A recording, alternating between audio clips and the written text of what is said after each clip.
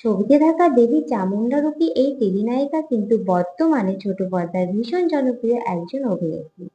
দেবী চামুণ্ডা রুদ্ররূপে অসাধারণ মানিয়েছে এই অভিনেত্রীকে। বলুন তো চিনতে পারছেন কিনা? দেবীপক্ষের সূচনায় আর মাত্র কয়েকটা দিনের অপেক্ষা।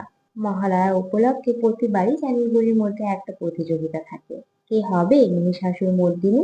এবছর সান বাংলাতে মহিষাসুর মর্দিনী রূপে দেখা যাবে পায়েল দেখে। এই চ্যানেলের মহালয়া অনুষ্ঠানের নাম অকাল বোধন। ধারাবাহিকে বিভিন্ন নায়িকাদের দেখা যাবে এই অনুষ্ঠানে, দেবীর নানান অবতারে।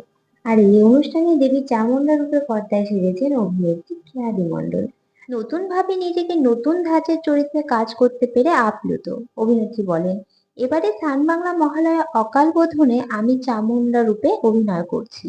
চণ্ড ও মুণ্ডকে বধ করে দেবী চামুণ্ডা রূপ ধারণ করেন। এই চামুণ্ডা রূপে আমার প্রস্তুতি পর্ব খুবই কঠিন ছিল। কার্যত একটা বিরাট বড় চ্যালেঞ্জ ছিল বলা যায়। অনেকটা সময় নিয়ে আমার এই রূপ তৈরি করা হয়েছে, মহালয়া ভোরে যা দর্শকদের দরবারে আসবে। তো বন্ধুরা, খেয়ালি মণ্ডলকে এই চামুণ্ডা রূপে কেমন লাগছে কমেন্ট করে জানাও। ভিডিওটি ভালো লেগে থাকলে লাইক কমেন্ট করে শেয়ার করে দিও। আর আমার চ্যানেলে নতুন হয়ে থাকলে চ্যানেলটি সাবস্ক্রাইব করে দিও।